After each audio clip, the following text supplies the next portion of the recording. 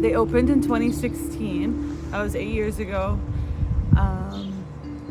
And they opened around the time where there wasn't that many stores here, like Middle Eastern stores or halal grocery stores. And the owner decided to open up a shop because he really wanted halal meat for himself. So he found some places, and then basically was like, why can't everyone have halal meat? He wanted to make it more accessible for people in the community. He opened in 2016 specifically for the meat part of the store, and then the grocery side was like through his wife. She figured out what good stuff was needed for a store and how to build up our inventory. My name is Nada Bakir. I am ethnically Palestinian, but I was born and raised here in Greensboro. All of our stuff comes from countries like Jordan, Palestine, Saudi Arabia. We have things from Turkey, things from Afghanistan.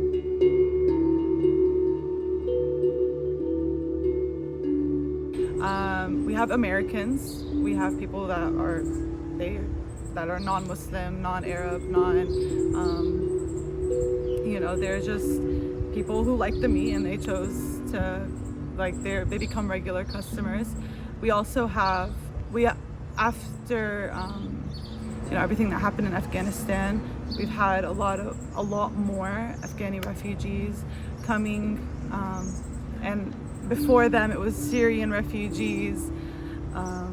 We have a lot of Palestinians, Sudanese. Currently, there are over 110 million people that have been displaced, that have had to leave their home against their will to protect their lives and the lives of their family and to be on the move. And of those 110 people, a percentage of them classify as refugees and can go through the refugee program. A large percentage of them are internally displaced people, and then another percent could be considered for asylum in various other countries. So just looking at the world as one landscape, as one home that we all share, and knowing that there are this many people that have been forced to flee their home to seek safety.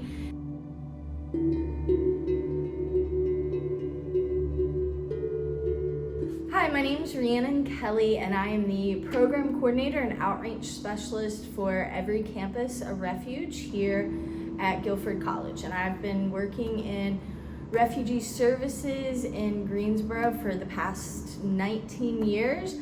I've had the opportunity to work in various capacities, teaching English as a second language to adults, working with children and youth and programs to help them and their families integrate into our school system here, working for resettlement agencies, and then this has been my most favorite position, working at ECAR, where we house and welcome and support a refugee family here on campus. So the demographics of refugees that arrive here in Greensboro, or anywhere for that matter, fluctuates and changes depending on what is going on in the world.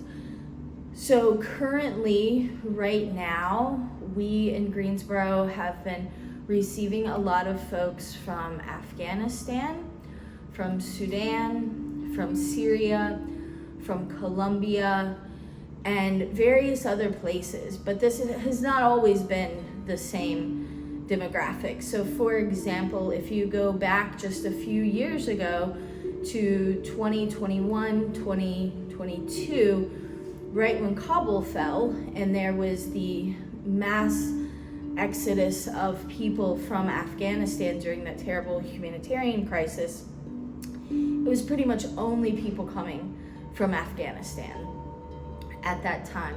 And then going back even several more years to when the war first started in Syria, there was a huge influx of people that came from Syria.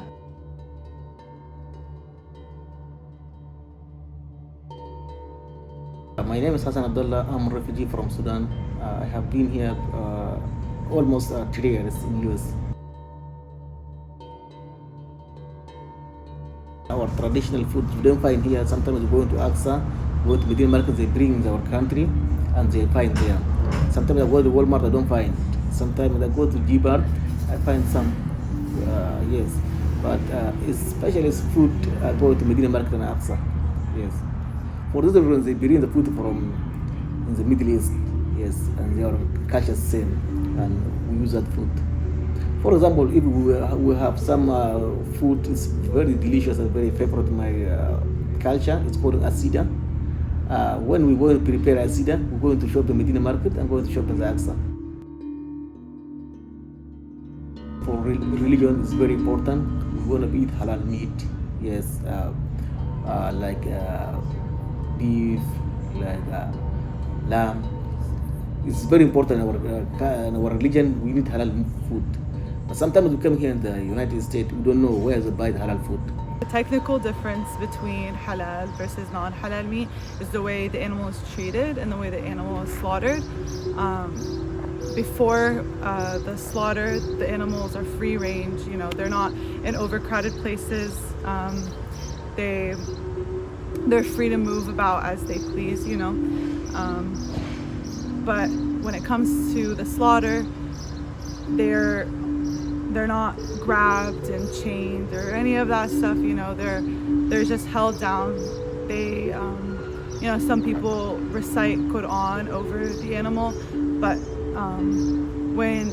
what makes it halal is when they slaughter, they say Bismillah, Wallahu Akbar, and they just do one quick slice. You know, it's not, don't chop the heads off or anything. It's just one quick slice. You know, it's a quick death for the animal. They don't suffer. For everything from cows to chickens, any size, cows, goats, lambs, you know, it's one quick slice. That's the technical difference of it. And a lot of people notice that the taste is very different. You know, that's why we have a lot of repeat, you know, they'll be Christian, you know, they don't have to have halal meat, but we have Christian customers who come in very frequently and are like our regulars. So we are currently hosting a family on campus that is from Afghanistan. And so they have been here on campus for a little over a month. So it's a mother, a father, and a 3-year-old daughter. So when the current family arrived here in Greensboro, we had provided them with some initial food, but it was going to be very important to take them to the market so that they could find food that they recognized and that felt like home to them and was from their home. So we first went to the Al-Aqsa Halal Market.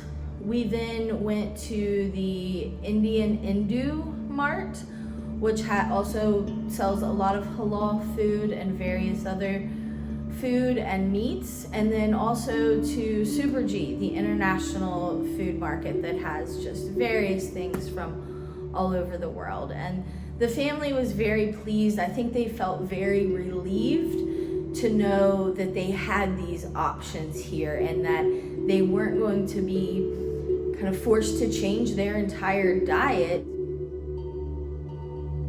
This also ties in with like our Afghani refugees that we have come in the store all the time. When they first came, they would see, and you know, they're fresh. These are people who are still like freshly here, or you know, to Greensboro specifically.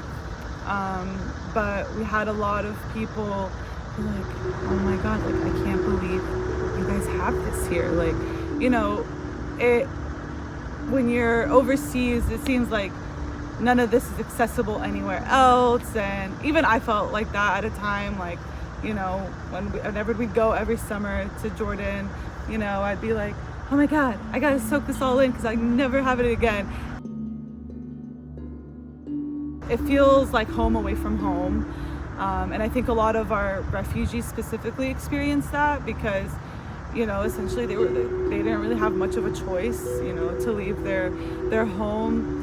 And so we have a lot of people that when they come, they're like, oh my God, I'm so glad this is here. You know, they get super excited. The smile I've seen on people's faces is actually like, you can't put a price on it, honestly, because they get so excited, and because I know how that feels. I get excited for them and I get excited with them. And one of our biggest sellers is our Afghani bread, and it flies off like immediately. Everyone loves it. It doesn't last very long because you know it is like a taste of home away from home for them. Yeah. A lot of people have asked like, oh, if it's possible to get this or that, like certain products, and we try to get it for them because you know we don't know exactly what people want all the time. You know, there's some things that we've never heard about, so we look into it and you know we try it out. If it's a big hit, you know, we continuously get it. Our inventory doesn't typically change other than us adding things onto it, you know, for the demographic that comes into the store. Each year, Iran and Turkey each resettle 3.4 million refugees. Germany resettles 2.5 million, Colombia 2.5 million, Pakistan 2.1 million, and the United States 125,000. While we are very welcoming and a part of the refugee program, there is a lot more that our nation could do to help welcome people and to help support the people who are on the move looking for refuge and safety.